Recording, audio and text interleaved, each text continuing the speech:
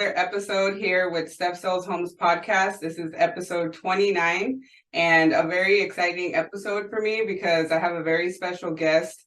But before I get there, I did want to give a quick shout out to Cameron, who's one of my sponsors for the podcast.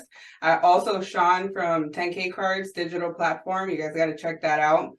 Today we have Hugo Gonzalez, who's a really good friend of mine. He's a lender. He's a great father, husband, family guy.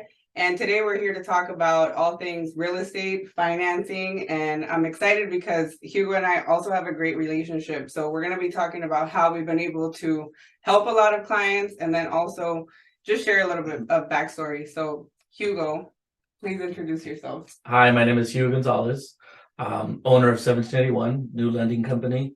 I've known Stephanie for over 10 years. Been in the industry for 20 years.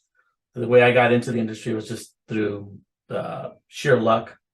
I graduated from Long Beach State. At the time, I was studying for criminal justice, thinking I wanted to be a police officer. I remember that. And at the time, my brother barely skate right through high school and got in real estate and was making a ton of money. And I'm in debt with student loans, really not liking what I'm doing. And I was like, what am I going to do? And at the time, I was working for Gardena Police Department, and my brother said, "Why don't you get into mortgages?" And I said, "What's a mortgage? We didn't grow up owning a house. We grew up in apartments, so I didn't even know what a mortgage was."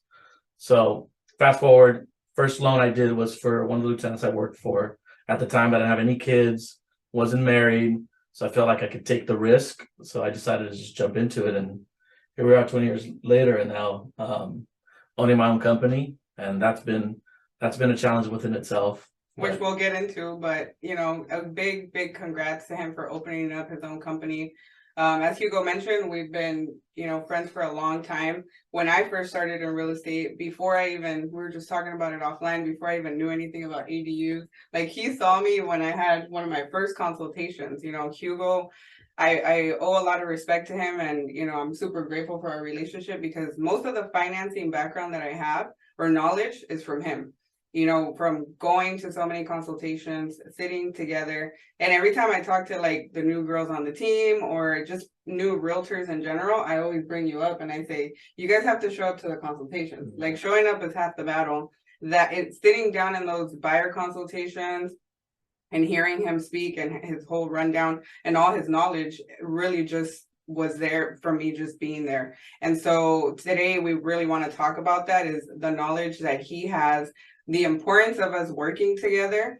But I wanted you guys to hear his backstory because, being raised by single mother, Latino, he didn't have that knowledge, as he said at one point. And so what was that? Obviously, you wanted to be in a certain background with being a police officer. That didn't work out. You got into mortgages. Then how has the leadership, part of things been now that you own your own company? Like, I'm sure there's been growth moments in the last 20 years. What has that been this year, you'd say? I think this year's been the most challenging. I've never been in this position, so it's always that next step in learning. Just like when I started doing loans, I didn't know what I was doing. So there was back in the day, they just kind of throw you out there, sink or swim. There was no training. There's none of that. Same thing with leadership. There's not, you could go in and do some research on your own, get some leadership skills. But I think the hardest challenge is personalities. Everybody's different. Everybody adapts to things a little different. So I got to know how to tell the person that needs a pat on the back, hey, you're doing a good job. Right. The guy that needs to be compensated a little bit more. And that's just something you learn that I wasn't aware of and wasn't really thinking about that going into this. I've lost some people. I've gotten rid of some people, but I think now we're in a good spot. We've got a great core of people that now I'm just really enjoying the process. Me too. Yeah. I was really down on myself a little bit. I was in a dark hole, just second guessing myself, saying, am I really going to accomplish these goals? Right. So that's been a challenge. Same. I think we've talked about this offline too, is trying to build a team, and he has his own finance company now, me trying to scale a small team, it has also been hard because you have to tap into your leadership skills. First, it was going to consultations, being face to face with clients and dealing with their personalities, right? And he saw me grow through that phase. But now dealing with people that align with your mission and goals and values is like super important. That's one thing I learned. Also understanding myself to see how I can be a better leader, but then not take it too personal either, right? Like, do not beat yourself up over it, because there has to be some sort of fine line between, yes, you're leading the way, but you're also setting the example. So I can only show you how to get there, but you can't, if you don't want to follow it, I don't know what to tell you. Like, you have to, you have to do the work. Right. And, here you are 20 years later, still doing the work. Like, we're still talking to clients every day. We have consultations all the time. Talk a little bit about the consistency and the discipline that it takes to be in this business. Cause that's another thing you've taught me. Yep. Like, in the last 10 years, I see him grind, and I'm like, okay, I have no excuses, like I've been on the sales side. I've been in real estate for 10 years, but I would say on the sales side, 5-6 years or so. Yeah. And that's been like really challenging. But yeah, what would you say about discipline and consistency? Yeah, I think like you said, it's just showing up, working, identifying what are the most important things to accomplish, and having conversations with other people, knowing that you're going through you're struggling, you're not the only one. But showing up, doing the little things, the morning routine, waking up. What does that look like for you? I wake up, I actually built the gym at my house just to save myself time traveling to the gym, more convenient. No.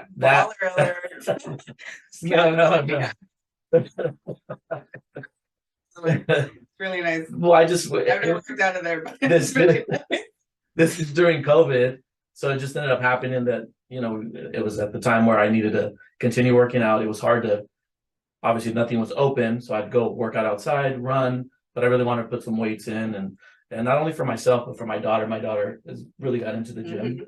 So it's a good time. We were able to bond a little bit during COVID and working out. Now she said she wanted a gym membership. So I'm the only one working out at the gym now. But waking up in the morning, it's just, you feel like you accomplished one thing, and that gives you some energy throughout the day to just keep going, and it sets up a good pattern, sets you up for, that next call. So I just turn off my phone. I don't go on any social media. I just dedicate the time to just working out, 45 minutes to an hour tops. And then, get up, shower, have breakfast, drop off my daughters at school, and then start, my day through text, email, and go. Yeah. And then prior to that, I set up my day at the end of the day. I was always taught you want to focus on the bookends of the day. So the night before, I know what I'm going to be focusing on for the next day. That's huge. I need to do a better job at that. I mean, I do plan out my week, and I was telling Rosanna offline that you need to create a routine for yourself. Otherwise, someone's going to create one for you. And, when I left the team and started my own, I remember going to Hugo's office because I didn't know like what my routine was going to be like. I felt out of whack for a minute, so I would go work out of his office because I just wanted structure. And I knew that I would get it because I'd be a product of my environment, right? So what he's saying is right. I do something similar where, I wake up in the morning, I'll go to the gym after I drop off Alex, and then I do some sort of meditation or breath work to really help me like block out the noise. And although I'm on social media a lot, I don't consume it a lot. So I don't really compare myself to other people, and I don't really spend a lot of time on it, although it looks like I'm always on there. That's just, if that makes sense. But and I'm gonna help Hugo with his social media. That's the only thing that he needs to push with. But the discipline is what I'm getting at. 20 years, still disciplined.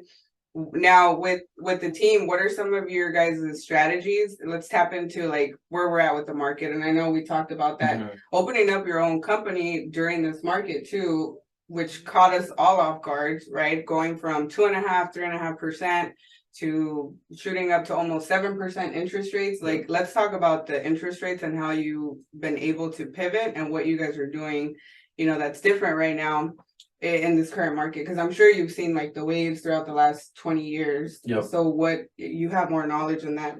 So yeah, we were kind of seeing the writing on the wall, and I told most of my team, like, guys, it feel like we've won the Super Bowl the last 5 years. Everybody was making money. It was easy. Everybody wanted to refi. And now that everybody refied and they're in the twos, and now we're at, getting close to 7%, where do you go from here? And it's just back to the thing, sticking to the daily routine, continue working. I told my guys, we're going to work 10 times as hard to make half of the money you made the year before. A lot of the strategies now is there's more opportunity. Yeah, the market, the rates are up, but now the guys or the gals that were families that were trying to buy, 6 months ago that were getting outbidded. Now Right. they have an opportunity. Yeah, the rates at, getting close to 7%, but the plan is obviously rates are going to stay this high.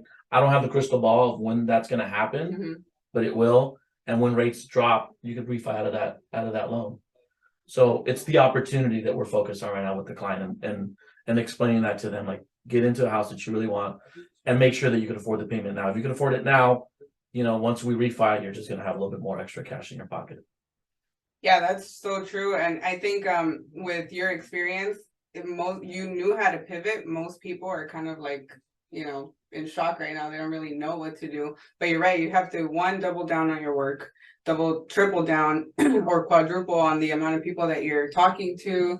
That's why I created the meetups. So I constantly put myself in front of a lot of people because I know I have to work 2-3 times as hard. But it takes me back. I almost feel like right now in this market, I know it's way different, but it gives me vibes from like 2017, right? Because remember, we were asking for a lot of things in the offers and negotiating a certain way that takes me back to 2017 where we're at now. Yep. And, prices are still, I think, very high right now, and so are the rates. Back then, they were probably like $50,000 to $100,000 less. But the strategy that I pivoted to was just that, it's just like talking to more people, doubling down on my open houses. Shout out to Rosana, who's helping us record this. I actually met her at an open house. She's now in the process of getting her license and becoming part of the team. So that takes me to the next question is, you touched on interest rates and how to pivot, how to advise clients, but then how important is the relationship that you have with your clients, with your realtors, with, like you and I have had, we've helped a lot of families, guys, and we've been able to do so by having good communication, good relationship that goes beyond work. Like I respect him as a family guy, and we're literally like family behind cameras, right? So I explain to people that part of the process is the relationship with the client, and then also the relationship with your preferred vendors, lenders, whoever. Yeah, I'm a relationship guy. That's what I was taught. I think this industry gets stressful. First time buyers have a lot of emotion, and we're the professionals. And when things happen, whoever you're working with, you need to be at a high communication level and be able to trust who you're working with. I think that's key. And the only way to build a relationship is you have to have trust. We've had situations where things happen. A client goes by, they go buy a car when we told them not to. So what do we do? How do we pivot? How do we accomplish the goal? And without having a relationship, or her being able to say, hey, Hugo, I really need you to get this deal done today. I'm gonna move mountains for her just because of the relationship. Just because of the relationship, pushing files, right? And underwriting deals. All that really takes a lot of knowledge, but you don't have to know it all, especially as, let's say, a client, right? You need to know, like, and trust the person and understand that they do this for a living.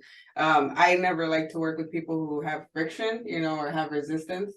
So number one is definitely making sure that you guys have a good relationship, that you've established trust, and that you trust that what he's doing and what he's advising is something that we see day to day. So we're really looking out for your best interest and looking at things that you may not even be able to point out, right? So for me, that's been the biggest thing. And I think that's how we've been able to help so many people, is because of the solid relationship that we have, the communication style too, right?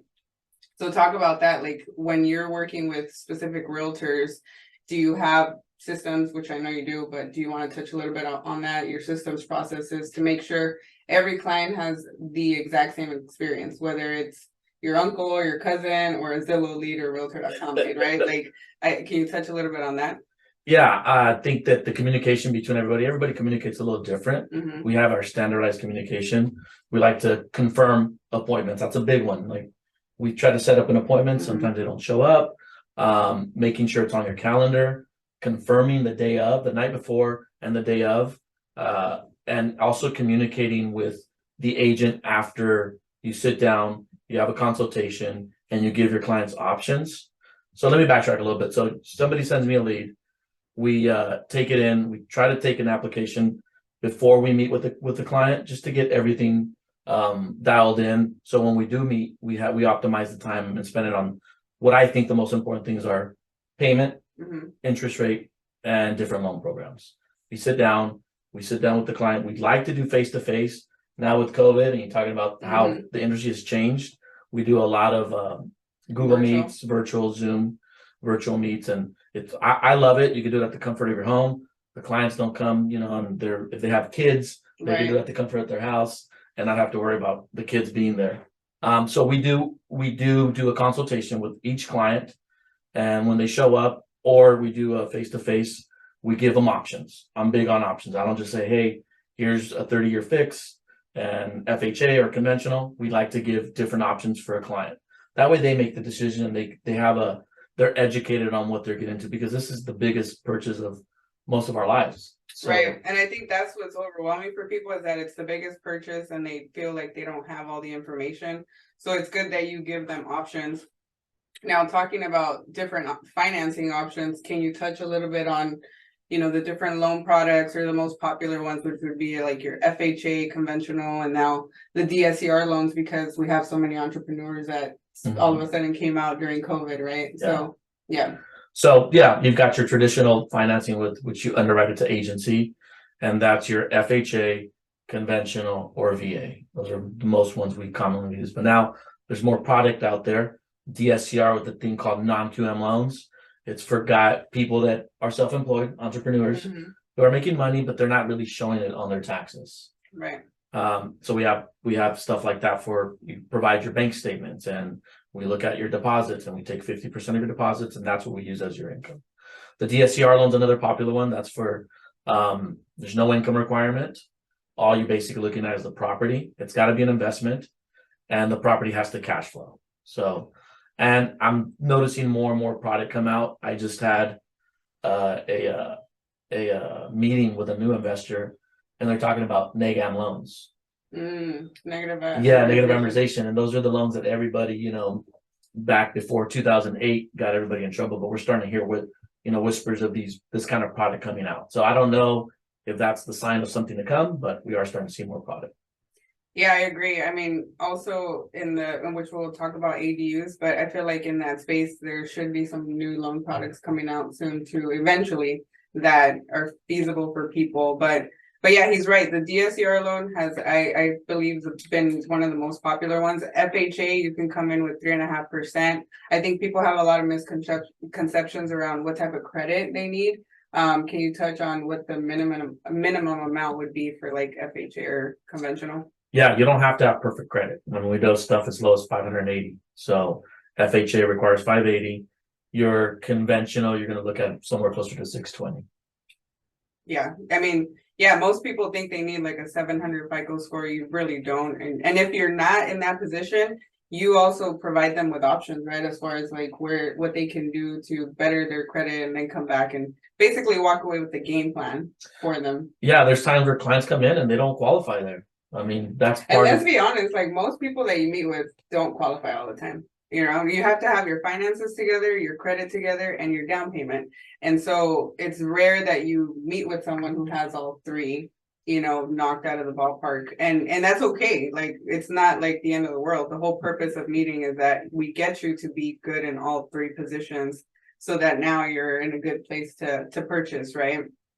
Now, for investors, I have a lot of investors who want, or even first-time home buyers that want to buy or build ADUs. And I know you don't really talk much about it, but I wanted to get your take on it from the lending perspective, right? Like, I feel like there's two things that we lack in the ADU community. It's the financing, number one, and then the process with the city. So with financing, I see a lot of people doing HELOCs, because even cash out refis don't make sense right now, right? Anybody who bought within the last 3 to 4 years most likely is locked in at something under 5%. So people want to build, but they're like, yeah, well, I don't want to cash out refi because it doesn't make sense. So they're opting more for HELOC loans. What is your take on the whole ADU movement? just from a third eye perspective and on the lending side? I think it's great. I think, of course, I'm not the ADU guru as you are, but wait, he knew me before about ADU, guys. So, what do you think about me now? Not the step I know. no, but she's got that niche, and Yeah. anytime anybody asks about ADU, my default is call Stephanie, Thank you for that. and I'll continue Marketing doing works. that. But the ADU, I mean, we've got some new good stuff that came out at the beginning. We didn't know, a lot of the appraisers didn't know how to comp it out. Can you use the rents to qualify? Now you can. You use 75% of the rents, so that helps to qualify. When you're looking at purchasing the duplex compared to a single family with an ADU, the price difference, you could probably touch on that a little bit more, but if you get into ADU and you could use rents to qualify, that's a win. And you get the better rate compared to a 2-unit or 3 or 4 unit, and with low down payment as well. I think that the biggest thing for me that I've seen is clients, like you said, are pulling out second, which is a home equity line, Right. because that first loan they don't want to touch because it's such a low rate, and they're using the equity to help build for that ADU. Right. And then because these HELOCs are usually like on a 10-year term, the payment's much lower, which still allows you to cash flow. But yeah, he's right. I mean, you can take the income approach now into consideration. I have an appraiser who's like all about ADUs too, and we just talk about how to properly comp each one because it's so different. But I think the strategy can fit well for like a first-time home buyer, because what is your average payment on homes here? I saw this morning, I think the new average sales price for LA is $750. Right, so 750,000 for a single family home in LA with, let's say, 3.5% down. What is your payment? You're in the 5,000. 5,000, guys, and that's your average payment. So if you're talking to a first time home buyer, this can be a couple, it can be a single person, female, it doesn't matter. How can they offset that $5,000 payment? I always say, look at the possibility of building an ADU that you can most likely rent out for, on the low end, 2,000 here in places like Long Beach and Seal Beach, where we're at now. So that's a good way to offset your mortgage. If you're looking at it from an investor standpoint, you can maximize profits and then maximize space as well with your investors and returns. I think also in the multifamily space, a lot of people are doing it to also just have more doors, and because affordability just is crazy right now. So, people have to get creative, but you have to choose the right people to work with, whether it's on the ADU side, on the lending side. What are some things that you guys are going to start doing this year as far as like the team goes, and advocating more towards affordable housing and helping the community? Yeah, we're obviously, from a team standpoint, I'm trying to do more culture. I'm big on culture, doing team building, giving back to the community, whether it's through building homes in Mexico or giving out food, which we've done before. We're just trying to get involved and get more deep in the community that we're servicing, which also goes into, I think, the industry as a whole. When we're starting to see some changes recently, like with loan level pricing adjustments. Now, Fannie Mae is, and this is all designed to help the underserved, the more middle of the road people, is that those people are going to be able to get a better deal as far as rates and stuff like that. So I do see the market changing in that standpoint. But yeah, for me, it's all about culture. Culture is huge. I interviewed this broker from Canada. His name is David Morrell, and he interviews like Grant Cardone's and the Robert Kiyosaki's. And I was asking him, like, how have you been able to create such a massive brokerage and then scale out from Canada to LA? And he said culture. He's like cultivating culture with clients, culture with the team, because that reflects to everybody else, right? If he has a good culture and good team structure, which I know he does, I know everybody on his team. And then what's cool is I've seen your growth, right? Like when we were doing the consultations together, I don't think either one of us had a team per se. You had Alex, and that was it, right? And so it's been awesome for both of us to see each other grow and then still work together. And we have big goals this year. We definitely want to keep helping families. So if we can help you guys in any way, You guys can always schedule an appointment with us. We do respond, and just don't send him a DM because he doesn't respond to the Instagrams until like 24 hours. She's gonna help me with that. Yeah. With that. But I did have a few other questions that, let me pull them up, that I want to share with people, you know, because most of these podcast guys are very professional, but Mr. Hugo here knows a lot. And so we wanted to also share like the funny side and maybe some horror stories too that are kind of low-key funny too. You know, just to let people know that it's super important, like who you choose to work with, and then the do's and don'ts of buying, you know. So I wanted to ask, some people had questions on how you and I met, which we kind of already touched on, right? And how we started working together. But I can't find the questions here. I emailed myself. Yeah.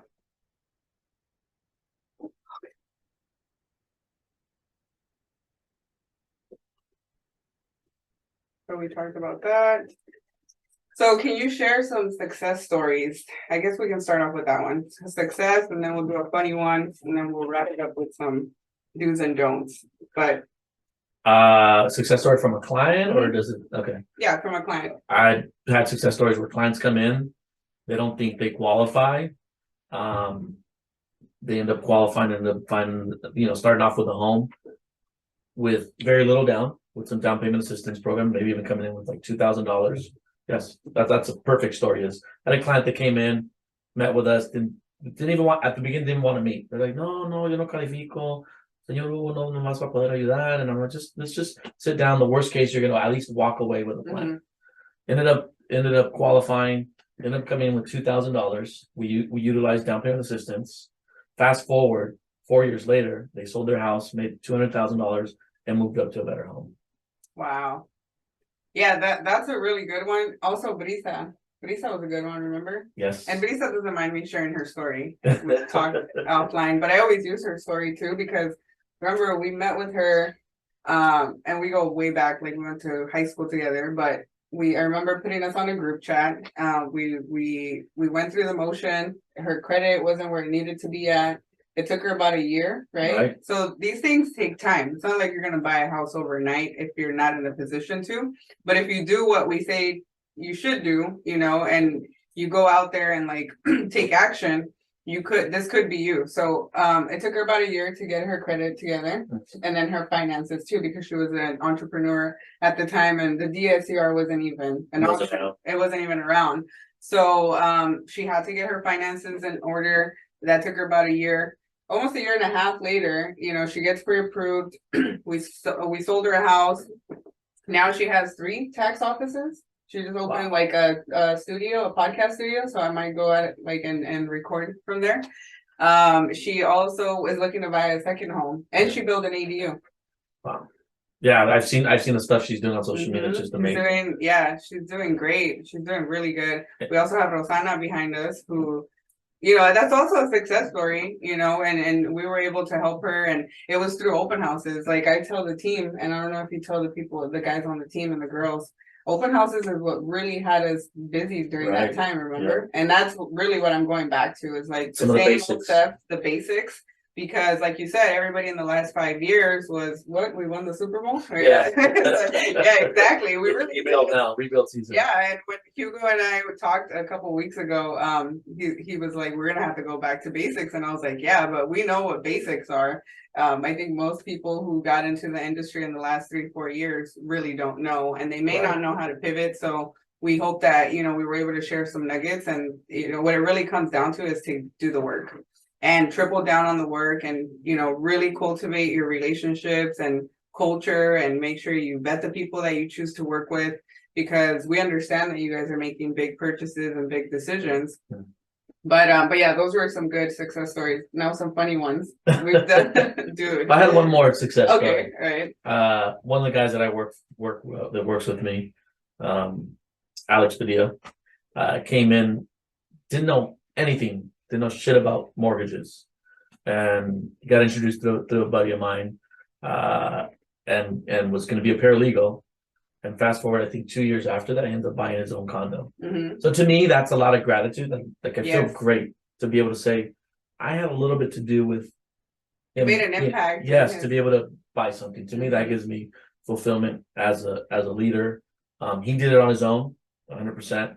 But the fact that there was an opportunity there, I saw him, and now he made a ton of equity, and I was looking at buying a house. So it's good for him. Yeah, and Alex is great. We've done a lot of deals together, but it's a clear reflection of your leadership. And I think at that same time when you had Alex on the team, it was just you and Alex, and then me and Ray. And so it was just us four, really. We didn't even exercise leadership at that point. We were just focused on the daily grind. yeah. But now, that goes to show like your leadership, that you did make an impact in his life, and he took action. I see Rosie taking a lot of action on my team. So like you said earlier, you kind of know who to give more attention to. And I'll spend the most time with the people who want to put in the work.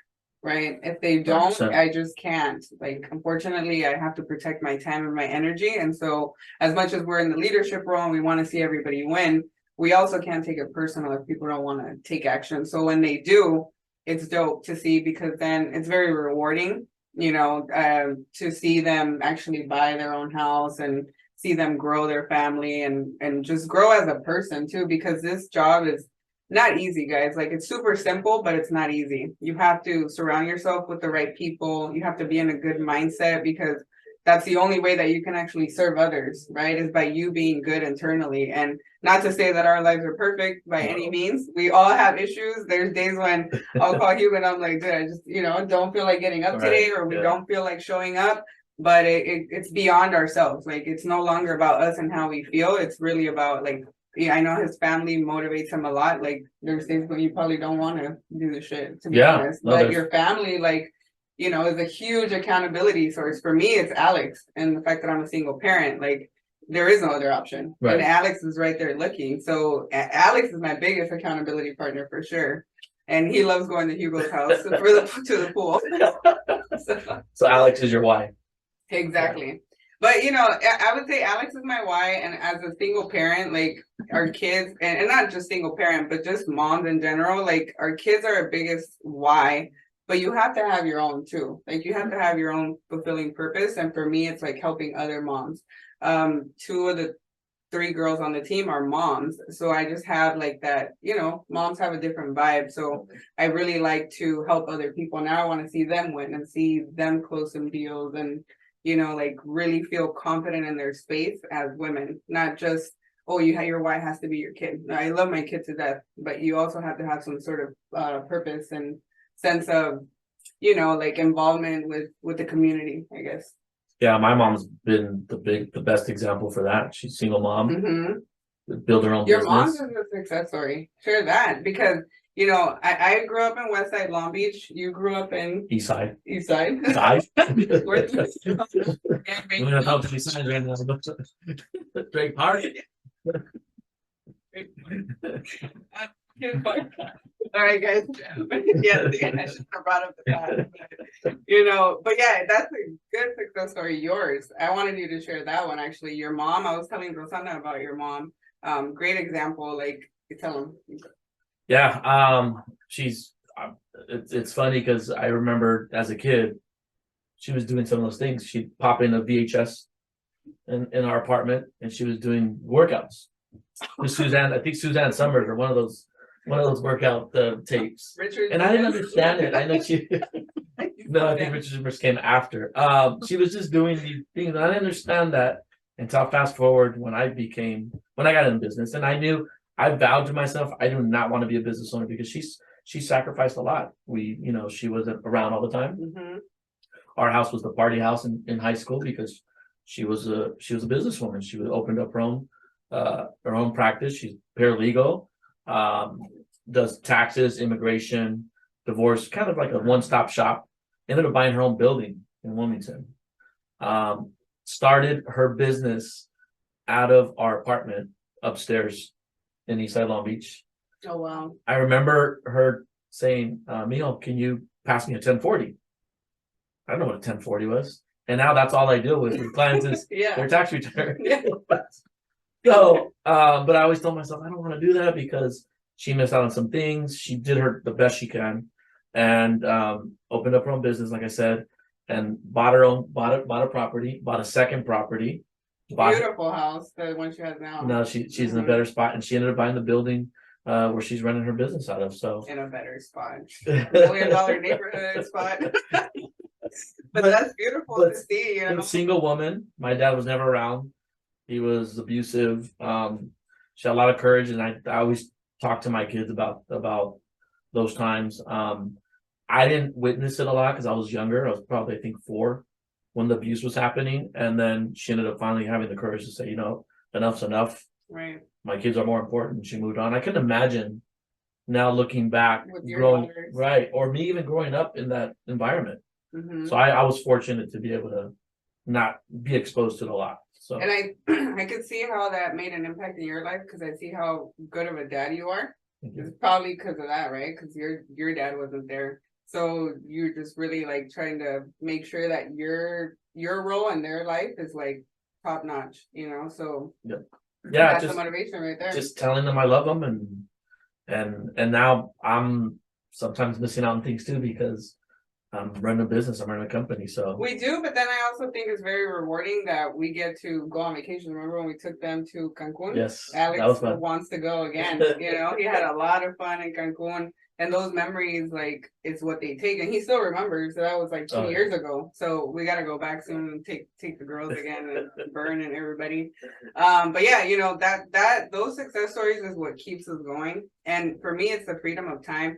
Yes, we have to work weekends, long hours, you know, you have to put in the work. Right. But then it's very rewarding because my schedule revolves around Alex's schedule. We get to do fun experiences for our kids and for the people that we really cherish, you know, and love. So that's enough with the success stories. I want to hear the funny stuff. Let's give them like some secrets, you know, and then we'll close it out with that. I'll let you start there. Well, there was one. I remember we used to take forever in our consultations. Remember, like 2.5 hours. Yeah. And we used to laugh at each other because we were like, "Oh my god, how can we take this long?" Well, like you said, there was no systems. There was no system. I was learning too. Yeah. Like, you know, my brother just threw me into the wolves, and he kind of picked me up there. But I would say one time we were getting ready to close on a house in North Long Beach. I won't say the name, but remember somebody broke in. There was like a crackhead that started a fire inside in North Long Beach.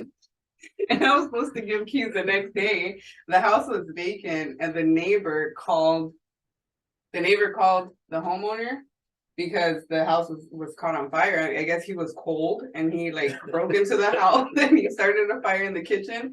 And mind you, I had the beer and I had it this whole time, everything ready to go for the next day.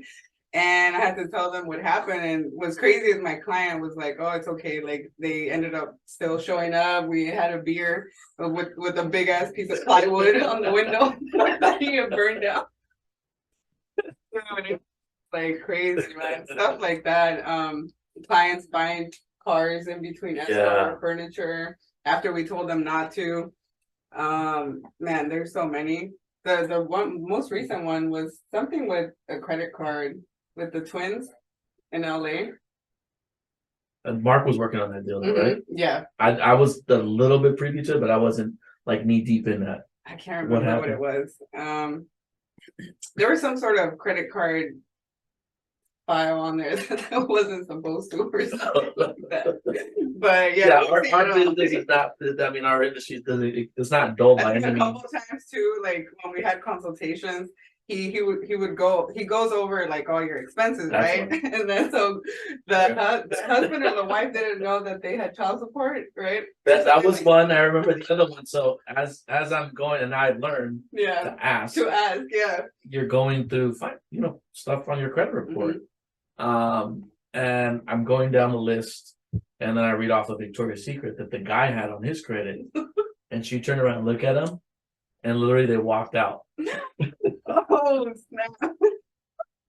I don't know what happened. They didn't end up buying a house, but those are some of the we dig deep. We ask for everything and everything. I always tell my clients like, look, let me know all in advance everything, or now I ask, hey, am I okay sharing this if there's a kid that's co-signing because maybe the kid has some debt that the parents don't know about. So Right. through these things you just learn, and the experience just teaches you what to ask and what not to ask, or how to ask it.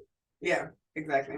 I've made a ton of mistakes there. But you learn as you go. Oh yeah. Yeah, because now you know to ask these questions, these private questions that you would think couples would be very open about, but or maybe they don't even know, right? That we're gonna call them out on these things, but you have to verify everything. So I don't know what ended up happening. I don't know if they got married, they Yeah. were engaged, and we didn't hear from them after. I remember one clearly with I can't say their names, but they were in Compton, and you and Ray and all the guys you guys left me. I had like 7 escrows at that time, and you guys went up to Cabo or Cancun, and me and Alex were like about to lose that deal because we didn't have bank statements translated in Spanish. I remember it. I remember I was freaking out. It's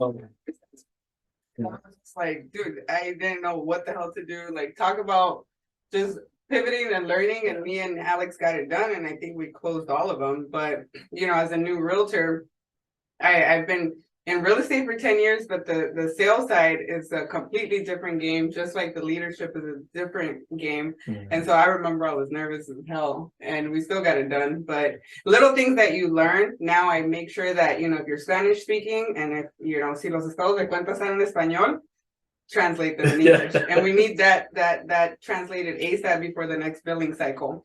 Things like that you're just like. And that situation was, I think, like the worst situation because I left. Alex was newer. Mm-hmm. Alex was new, so was I. Ray left. You were newer, so we left 2 new people in charge of things. So talk about leadership. They're like, and they'll figure it out. Secret clue. Yeah, we did. And look at us now. Alex is doing great, and like I said, I've learned a lot from Hugo. So make sure you guys connect with him. We can go on and on. Oh, yeah. So we'll cut it here, but we'll definitely have a part 2 because I want him to constantly be on the show and share updates with interest rates, with do's and don'ts, what we're seeing in the market, and also helping him grow his social media because I know he needs help with that. So we're gonna chop up this content for him and make sure that a lot of the gems that he dropped today, we share them. How can people connect with you and schedule a consultation if they wanted to, or just even ask any questions, right? Yeah, I could share my information. Maybe you could put it on this. Yeah, I'll put it on here, but your Instagram and then maybe your website, and the fact that he speaks Spanish too, so para los que quieran consultar con él en español también. Ya tú sabes. Ya tú sabes. Yeah, and most of the people on the team speak Spanish. You got Martin, Alex Spanish, you got to work on that. Yeah, but I'm sorry, Alex. I don't know if it's got better. Jay, Joanna. Too. Oh, Joanna, I love Joanna. I've actually added 2 new people. You'll meet them. Oh, really? Yeah. Okay. Leti, and then another guy you'll meet. They're good people. Good. And this has been long overdue. We've been talking about doing this. Yeah. Podcast. It's a little bit out of my comfort zone. I don't like being behind the camera, but we do this all the time. I actually like this. I like this. No, it was a very fun episode, guys. So I hope to see you guys on the next one. You guys can check it out at stephpodcast.com, and you guys can check with Hugo at Hugo Boss is his IG. But also DM us, and connect with us. If your plan is to buy a home or buy a second investment, third, fourth, whatever, any real estate goals that you're looking to plan ahead for in the next 3 to 6 months, or even for the year, right? As you heard us share these stories, the whole purpose is to get you guys to think outside the box, connect with a professional like ourselves so we can advise you and set up a game plan. And then hopefully we'll see you guys here on the next one. Thank you, guys. Thank you. All right. That was good. That was that was a good one.